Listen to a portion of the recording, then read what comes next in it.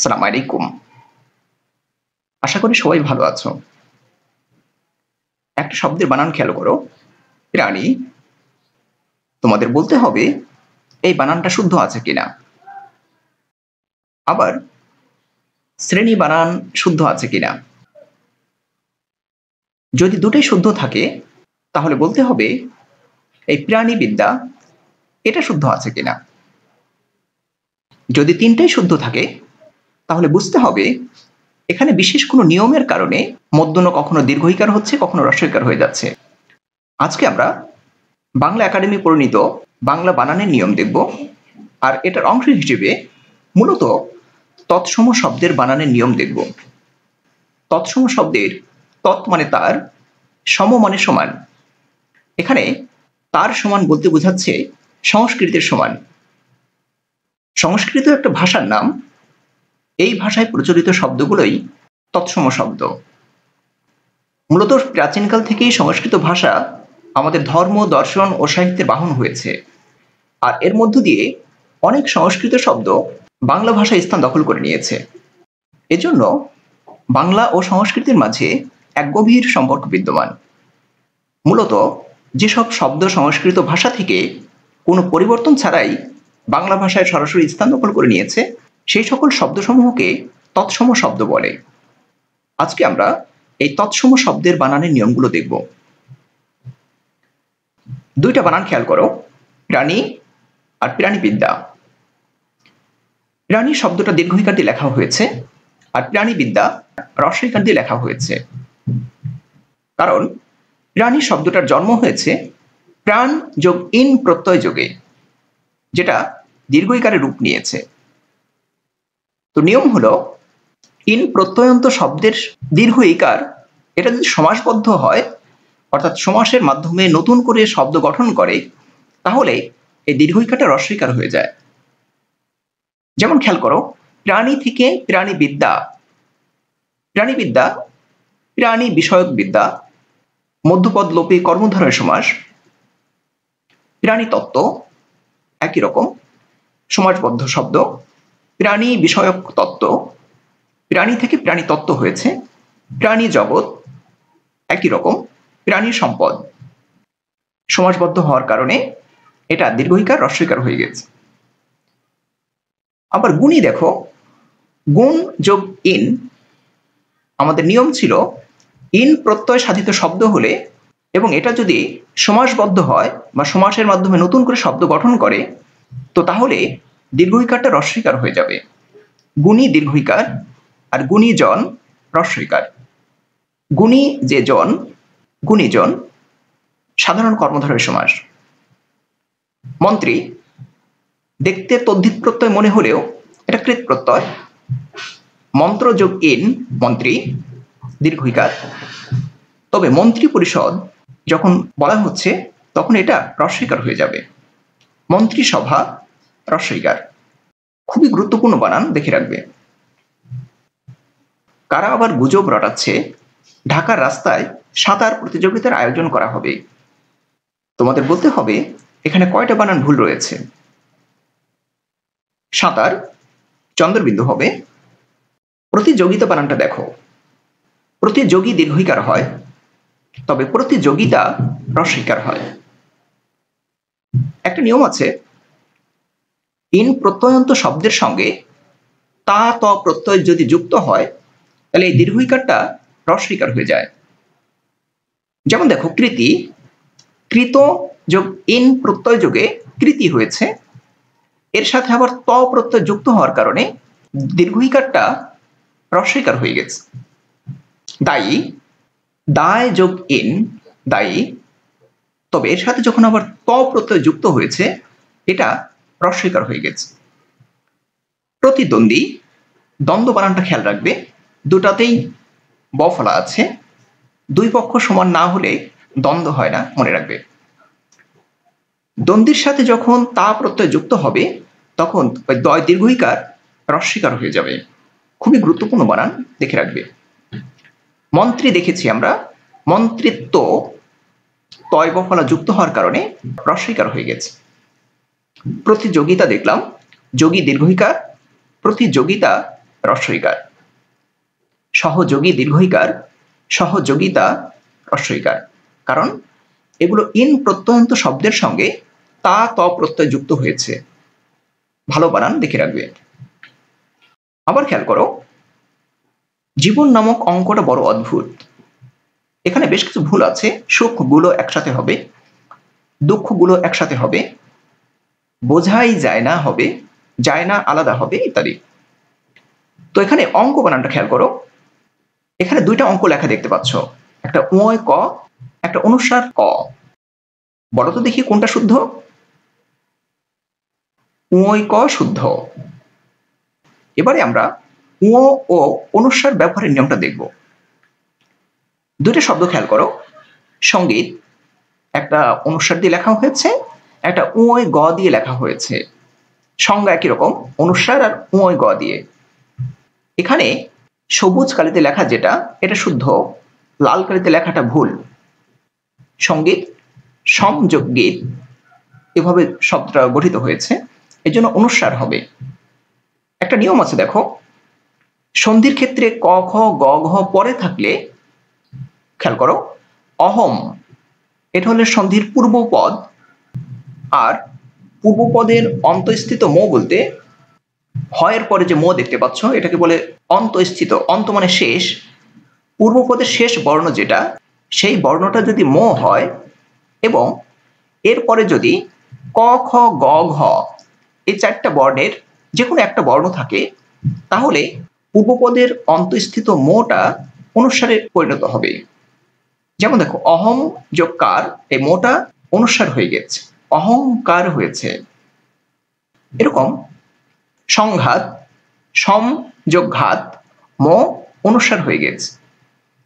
ভয়ঙ্কর, ভয়ম যোগ কর, শুভম কর, যেটা কল্যাণকর বা যেটা ইতিবাচক সেরকম। হৃদয় অঙ্গম, সংঘটন, সমযোগ ঘটন, মো থেকে অনুস্বার হয়ে গেছে এগুলোতে। আর নিম্নলিখিত বানানগুলোতে অনুস্বার লিখতে হবে। যেমন সংবর্ধনা, খুবই গুরুত্বপূর্ণ বানান। এটা সম্বর্ধনা লেখা হয়, পরীক্ষা ভুল করিয়ে দেয় এভাবে, আর এটা হবে সংবর্ধনা। আর এটা মূর্ধন্য ন হবে না, কিন্তু রেফ আছে এর জন্য পরে মূর্ধন্য ন দেবে না, এটাও কিন্তু ভুল হয়। সংবাদ, সমযোগবাদ, ম অনুস্বার হয়ে গেছে, সংবলিত অনুস্বার হবে।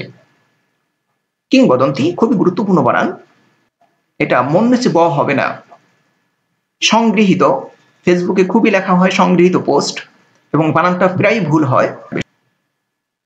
তাহলে আমরা দেখলাম শব্দটা যদি সন্ধিবদ্ধ হয় এবং পূর্বপদের অন্তঃস্থিত মো এর পরে ক খ গ ঘ এই চারটে বর্ণের যে কোনো একটা থাকে, তাহলে সেটা অনুস্বার হয়ে যাবে।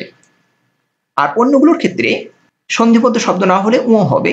যেমন অঙ্কন, অঙ্ক যোগ অন প্রত্যয় যোগে গঠিত হয়েছে। অঙ্ক একটা মৌলিক শব্দ, অঙ্ক যোগ ইত, অঙ্গ, এগুলো দেখবে। আকাঙ্ক্ষা খুবই গুরুত্বপূর্ণ বানান, এই আকাঙ্ক্ষা বানানটা খুবই ভুল হয়। আঙুল, আঙ্গুল সাধু ভাষারীতির শব্দ, আর আঙুল চলিত ভাষারীতির শব্দ। আশঙ্কা ইউই ক হবে।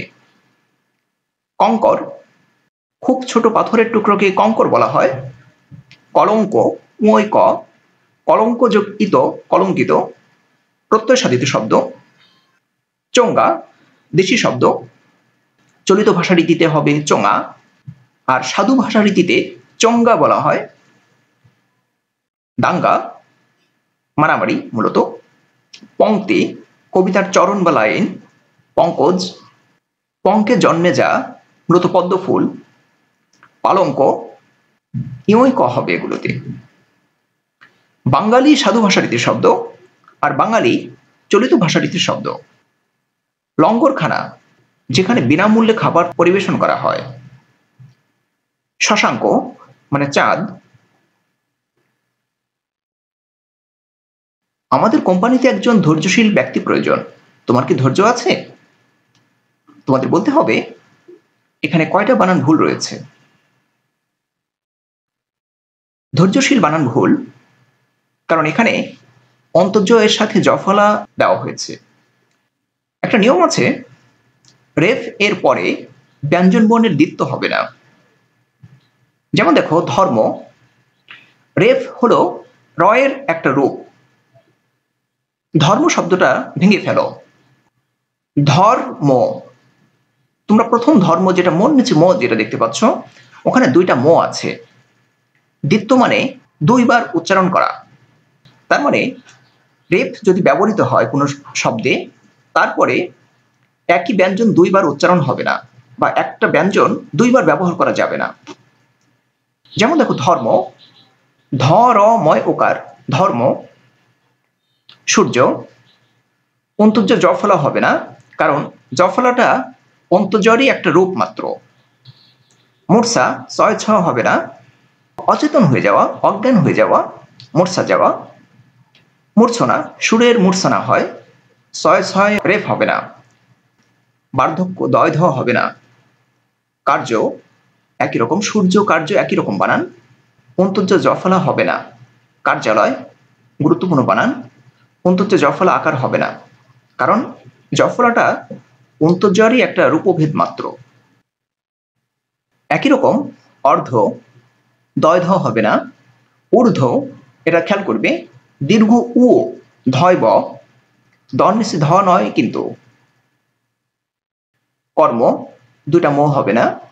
কার্তিক একটা মাসের নাম, আবার দেব সেনাপতি কার্তিক আছে। কর্তন, তয়রেফ হবে। কর্দম, দয়রেফ হবে, দুইটা দ হবে না। গর্জন একটা বর্গীয় হবে।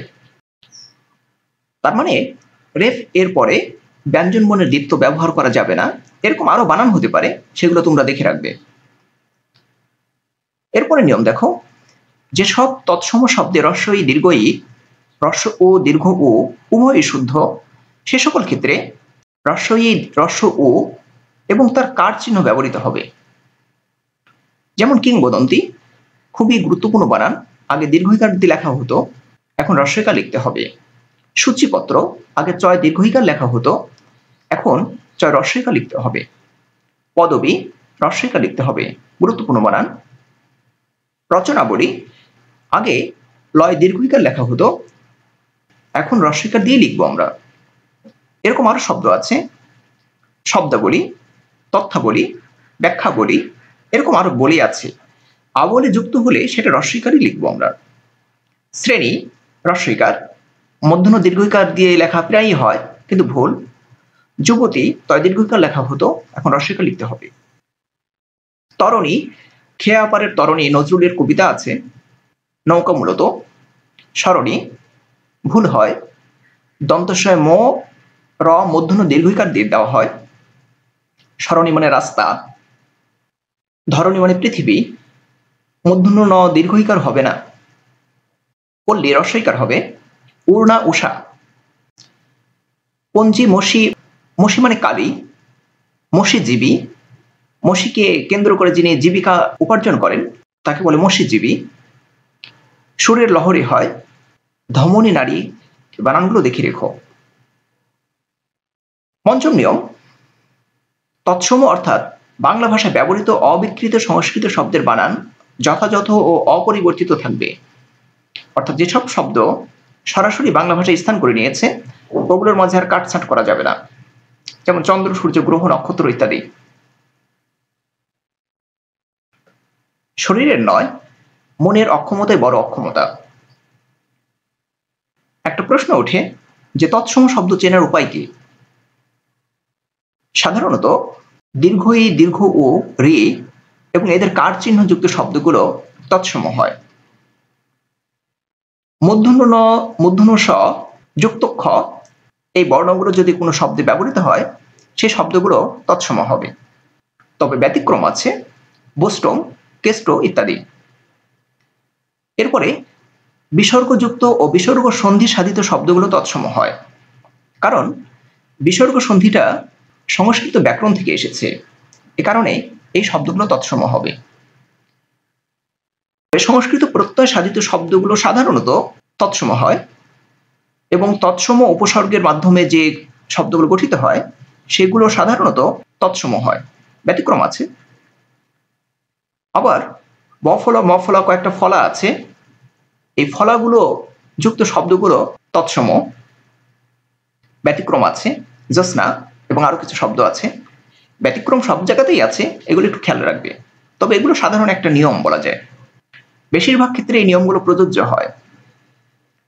চন্দ্রবিন্দু যুক্ত শব্দগুলো সাধারণত অতৎসম, দেখে রাখবে। বেচারা যৌতুক নিয়ে বিপদে আছে, বাপের বাড়ির দেওয়া খাট। তোমাদের বলতে হবে এখানে কয়টা বানান ভুল রয়েছে। যৌতুক ভুল, বাড়ি রসইকার হবে, কারণ বাড়ি শব্দটার জন্ম হয়েছে সংস্কৃত বাটি থেকে। আবার শাড়ি, শাড়ি শব্দটার জন্ম হয়েছে সংস্কৃত শাটি থেকে। একটা সময় ছিল যখন নারী, গাড়ি, বাড়ি, শাড়ি এগুলো দীর্ঘইকার দিয়ে লেখা হতো। তবে এখন বাড়ি, গাড়ি, শাড়ি রস্বইকার দিয়ে লেখা হলেও নারী দীর্ঘইকার দিয়ে লেখা হয়। এর কারণ পরে বলবো। তার মানে আমরা দেখতে পাচ্ছি এখানে দীর্ঘইকার ব্যবহার হচ্ছে না, এই জন্য এটাকে বলা হচ্ছে অতৎসম শব্দ। শাটি থেকে শাড়ি হয়ে যাচ্ছে, সংস্কৃত থেকে পরিবর্তিত হয়ে যাচ্ছে। তদ্ভব বা বিভিন্নভাবে নতুন নতুন শব্দ গঠিত হয়েছে। এবারে আমরা অতৎসম শব্দের বানানের নিয়মগুলো দেখব। অতৎসম বলতে বোঝায় যেটা তৎসম নয়, অতৎসম নয় তৎসম, অর্থাৎ তৎসম ধারার বাইরে। এটা তদ্ভব হতে পারে, দেশি হতে পারে, বিদেশি হতে পারে, বা মিশ্র শব্দ হতে পারে। তদ্ভব বলতে বোঝায় তৎ থেকে ভব, তৎ মানে তার, অর্থাৎ সংস্কৃত থেকে যে শব্দের জন্ম হয়েছে সে শব্দকে বলা হয় তদ্ভব। যেমন একটু আগে আমরা দেখলাম শাটি থেকে শাড়ি শব্দের জন্ম হয়েছে, বাটি থেকে বাড়ি শব্দের জন্ম হয়েছে। এই সংস্কৃত থেকে কোনো শব্দের জন্ম হলে সেটাকে বলা হয় তদ্ভব।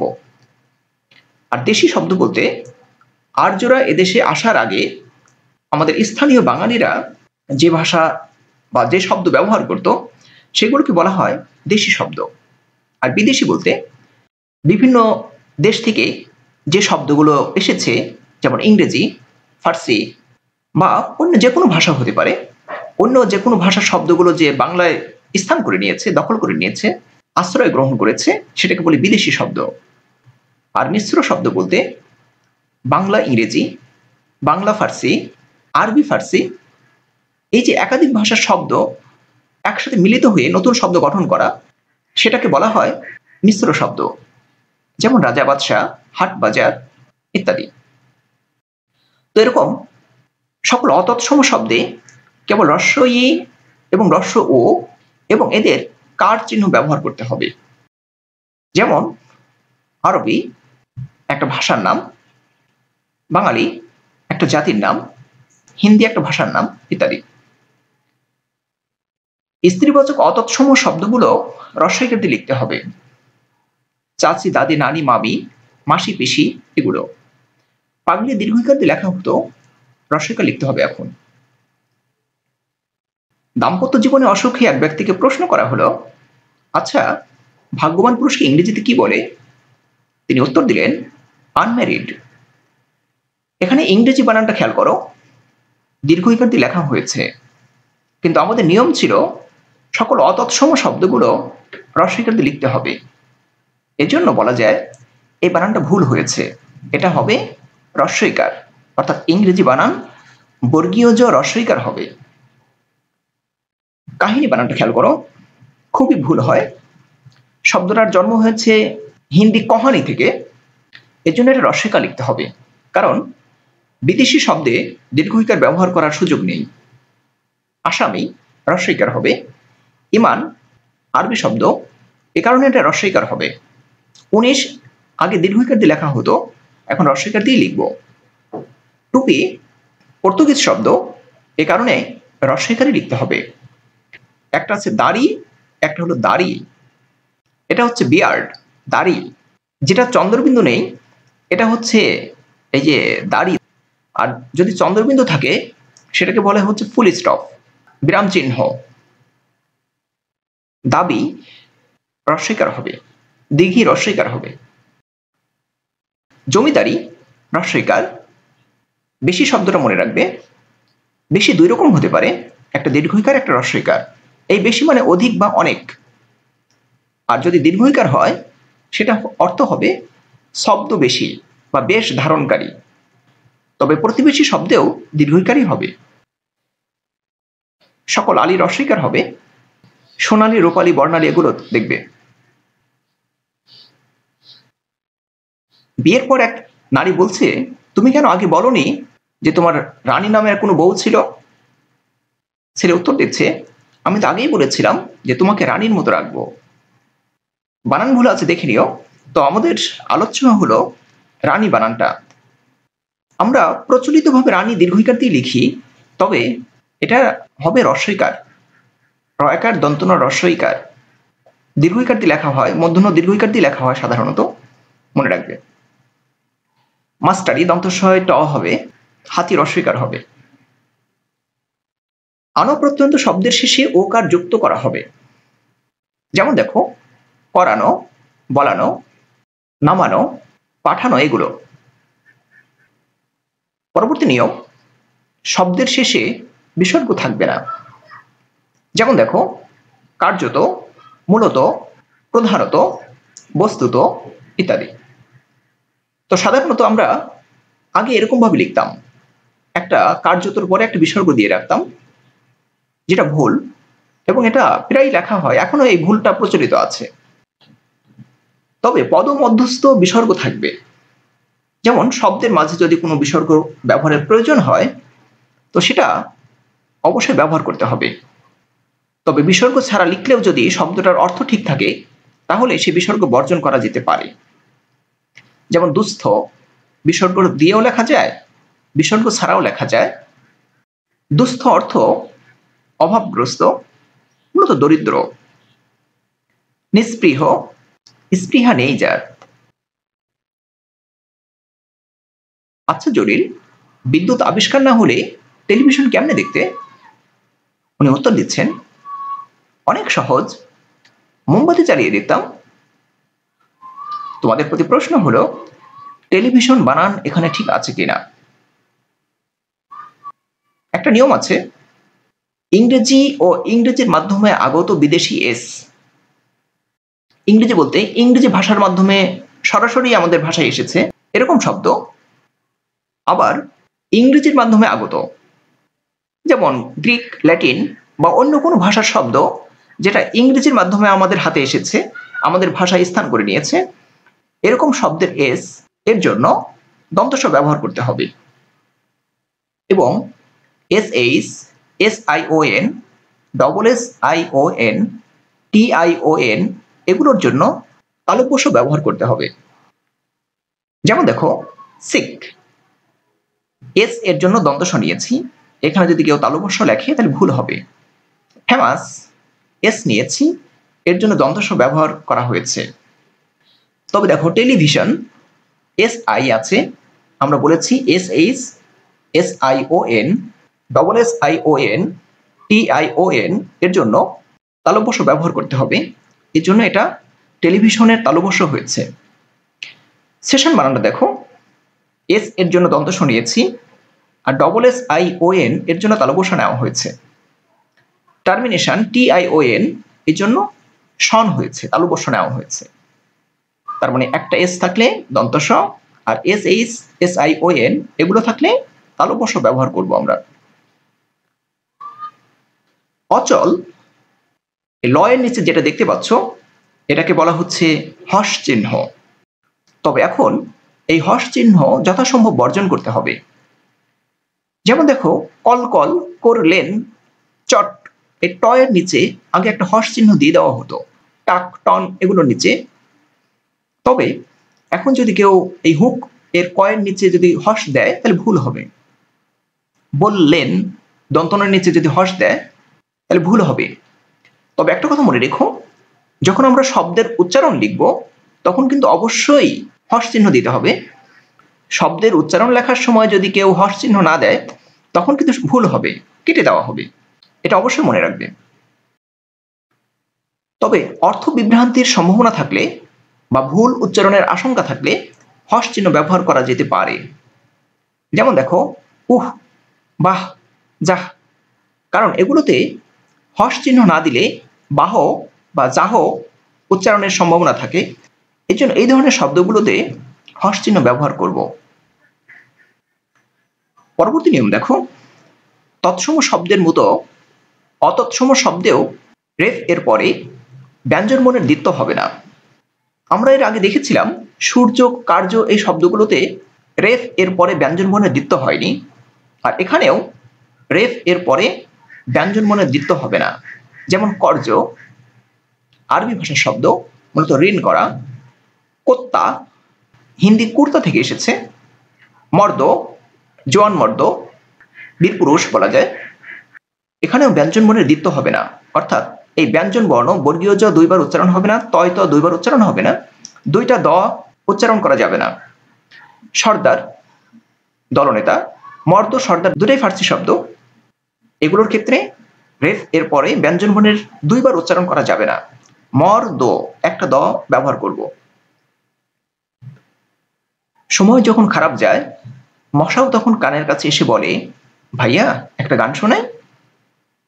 ভাইয়া একটা গান শোনাই, এই বাক্যটাকে ইনভার্টেড কোমার মধ্যে আবদ্ধ করে দেওয়া হয়েছে। বাংলা ব্যাকরণে এই ইনভার্টেড কোমা বা উদ্ধরণ চিহ্নের ব্যবহার রয়েছে। তবে আরেকটা চিহ্ন আছে, এটাকে ইংরেজিতে বলা হয় অ্যাপোস্ট্রফি। যেমন দেখো, ক্যান নট, এটা থেকে হয়ে গেছে ক্যান্ট। এই যে এন ও লুপ্ত হয়েছে, এটা একটা চিহ্নের কারণে, এটাকে বলে ইলেক চিহ্ন বা লোপ চিহ্ন। বাংলা ব্যাকরণে এরকম ব্যবহার দেখা যায়। যেমন দেখো, দুজন দুদিন দুহাত ধরে অনুরোধ করেছিল। এখানে দু এর পরে একটা চিহ্ন দেখতে পাচ্ছ। এই চিহ্নটা মূলত একটা বর্ণকে লুপ্ত করেছে, রস্বই বর্ণটাকে লুপ্ত করে দিয়েছে। নিয়ম হলো ঊর্ধ্বকোমা যথাসম্ভব বর্জন করতে হবে। যেমন দেখো, দুজন এখন এরকমভাবে লিখতে হবে। আগে লিখতাম দু এর পরে অ্যাপোস্ট্রফি, এরপরে জন, কারণ এখানে রস্বইকার লুপ্ত করে দিয়েছে। চাউল রস্ব উকার লুপ্ত করে দিয়েছে, অ্যাপোস্ট্রফি, তবে এখন আর লিখতে হবে না। আল আইল থেকে এসেছে। আমি বাংলার আল পথ দিয়ে 1000 বছর চলি। এই আইল জমির আইল হয়। এই লোপ চিহ্ন বা ইলেক চিহ্ন যথাসম্ভব বর্জন করতে হবে। দুটো শব্দ খেয়াল করো, লুণ্ঠন ও লণ্ঠন। একটা মধ্যনয় ঠ হয়েছে, একটা দন্তনয় ঠ হয়েছে। একটা নিয়ম আছে, অতৎসম শব্দের বানানে মূর্ধন্য ন ব্যবহার করা যাবে না। আমরা বলেছি শুধু তৎসম শব্দের বানানে মূর্ধন্য ন ব্যবহার করতে হবে। যেমন দেখো, অঘ্রাণ শব্দটার জন্ম হয়েছে অগ্রহায়ণ থেকে। অগ্রহায়ণে মূর্ধন্য ন হবে, তবে যখন অঘ্রাণ লিখব তখন এটা দন্তন্যই লিখতে হবে। কর্ণ লিখতে মূর্ধন্য নয় হবে, তবে যখন কান লিখব তখন দন্তন্য লিখতে হবে। গণনা বানানে মূর্ধন্য ব্যবহার হবে, তবে গোনা যখন লিখব তখন দন্তন্য হবে। ঝর্ণা প্রচলিত ভুল, মূর্ধন্য রেফ লেখা হয়, কিন্তু হবে ঝড় যোগ না প্রত্যয় যোগে বাংলাকৃত প্রত্যয়। ধরন ধারণ, ধরন দন্তন্য, আর ধারণ বানান মূর্ধন্য ন হয়। পরাণ দন্তন্য, তবে যখন প্রাণ লিখব প্রাণ তখন মূর্ধন্য ন হবে। রানী দেখেছি আমরা আগেই, দন্তন্য রস্বইকার হবে। স্বর্ণ মূর্ধন্য রেফ হবে, তবে সোনা দন্তন্য হবে। হর্ন, ফার্নিচার, গভর্নর এগুলো বিদেশি শব্দ, এ কারণে মূর্ধন্য ন হবে না। একটা নিয়ম আছে, তৎসম শব্দে ট ঠ ড ঢ এর পূর্বে যুক্ত নাসিক্য বর্ণ মূর্ধন্য ন হবে। যেমন কণ্টক, প্রচণ্ড, লুণ্ঠন, কাণ্ড, খণ্ড, ভণ্ড এগুলো। আবার অতৎসম শব্দের ক্ষেত্রে ট ঠ ড ঢ এর আগে কেবল দন্তন্য হবে। যেমন গুন্ডা, ঝান্ডা মানে পতাকা, ঠান্ডা, লণ্ঠন, সিমেন্ট, ইন্টারনেট ইত্যাদি। দেখে রাখবেন। ছেলেটি মেয়েটির দৃষ্টি আকর্ষণ করার জন্য বারবার কাশি দিচ্ছিল, তবে মেয়েটি করোনা রোগী ভেবে চলে গেল। তোমাদের বলতে হবে এখানে কয়টা বানান ভুল রয়েছে। আকর্ষণ মূর্ধন্য ন হবে, দিচ্ছিল লয় ওকার হবে না, ইত্যাদি দেখে রেখো। পরবর্তী নিয়ম দেখো, বিদেশি শব্দে মূর্ধন্য স ব্যবহারের প্রয়োজন নেই। যেমন পোশাক খুবই গুরুত্বপূর্ণ বানান, বারবার আসে। আপোষ পয় ওকার মূর্ধন্য স দেওয়া হয়, জিনিস মূর্ধন্য স লেখা হয়, ভুল হবে কিন্তু। স্মার্ট, স্টল, স্টাইল এগুলো দন্তস্ব ট হবে। স্টুডিও বানানটা ভুল হয়, বাংলা একাডেমি অন্তস্থ ওকার দিয়ে লেখে, বেশিরভাগ ক্ষেত্রেই অন্তস্থ ওকার না দিয়ে ও দিয়ে দেওয়া হয়, যেটা ভুল, প্রচলিত ভুল, খেয়াল রাখবে। স্টেশন, স্টোর দন্তস্ব ট হবে। কালো রঙকে আমরা সবাই অশুভ ভাবি, এখানে রং বানানটা খেয়াল করো, রং বানানটা অনুসারী হবে। একটা নিয়ম আছে যে অতৎসম শব্দে প্রত্যয় ও বিভক্তিহীন শব্দের শেষে সাধারণভাবে অনুস্বার ব্যবহৃত হবে। যেমন দেখো, রং, পালং, ঢং, গাং ইত্যাদি। এখানে সং, সং বলতে অদ্ভুত পোশাকধারী হাস্য কৌতুককারী অভিনেতাকে সং বলা হয়। এর আগে আমরা দেখেছি পালঙ্ক, পালঙ্ক তৎসম, তবে যদি পালং লেখে তখন অনুস্বার হবে। ঢং করা, ভাব দেখানো। তবে শব্দে যদি বিভক্তি যুক্ত হয় বা পদের শেষে স্বর যুক্ত হয় তাহলে উঁ হবে। যেমন বাঙালি, উঁর সাথে আ যোগ হয়েছে, এজন্য এটার অনুস্বার লেখার সুযোগ নেই। বাং অনুস্বার, তবে বাঙালি উঁ হয়ে যাবে। রং অনুস্বার, তবে রঙিন লিখলে উঁ হয়ে যাবে। আর বাংলা বাংলাদেশ অনুস্বার দিয়ে লিখতে হবে, কারণ বাংলাদেশ সংবিধানে এভাবেই লেখার কথা বলা হয়েছে। ফর্সা হলে যদি সুন্দর হতো তাহলে আপেলের চেয়ে মূলার দাম বেশি হতো। তোমাদের বলতে হবে এখানে কয়টা বানান ভুল রয়েছে। হইলেই হবে না, হবে হলেই। হইতো হবে না, হবে হতো। তাহলে হবে। মূলা হবে না, হবে মূলো চলিত রীতিতে। ময় রস্যকার হবে। হইতো হবে না, হবে হতো। একটা নিয়ম আছে, অনুজ্ঞাবাচক ক্রিয়াপদ। অনুজ্ঞা বলতে যেটা আদেশ করা হচ্ছে, অনু আজ্ঞা, যেখানে আদেশের ব্যাপার আছে, বা বিশেষণ বা অব্যয় পদের ক্ষেত্রে যদি ওকার যুক্ত না করলে অর্থ অনুধাবনে বিলম্ব ঘটতে পারে, এ সকল ক্ষেত্রে ওকার হবে। যেমন দেখো, মতো, মেয়েটি দেখতে মায়ের মতো, তার মানে একই রকম, তখন ওকার হবে। আরেকটা আছে মত, অপিনিয়ন, ওই মত তয় ওকার হবে না। হতো তয় ওকার হবে।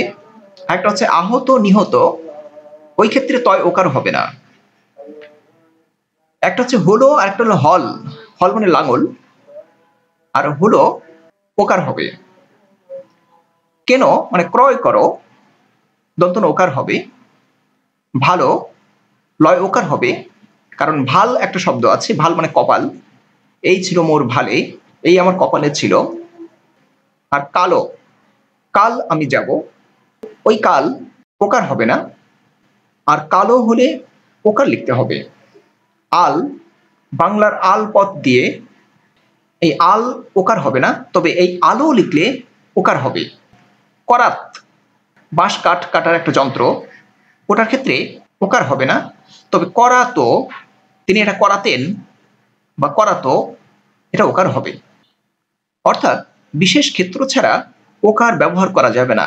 শুধু যেখানে অর্থ বিভ্রান্তির সম্ভাবনা রয়েছে বা ভুল বোঝাবুঝির সৃষ্টি হতে পারে, সে সকল ক্ষেত্রেই মূলত ওকার ব্যবহার করা যাবে।